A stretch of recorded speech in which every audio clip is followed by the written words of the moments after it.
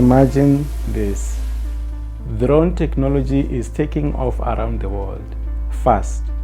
But here in South Africa, strict regulations are clipping its wings, and those currently flying drones, officially known as Unmanned Aircraft Systems, or UAS, feel it's complicated. My research dives into regulatory barriers that are likely being imposed by the South African Civil Aviation Authority, known as the SACAA, and how these regulations compare with global standards from International Civil Aviation Organization, the ICAO, member states like New Zealand and Europe. By exploring international best practices and gathering local insights, I aim to highlight gaps, suggest improvements, and contribute to UAS operational efficiency and system design.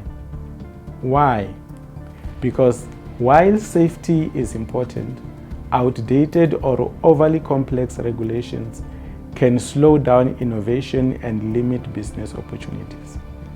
Ultimately, I hope this work will unlock not just new technology, but new jobs, new ideas, and a chance for South Africa to lead in the skies of the fourth industrial revolution, 4IR.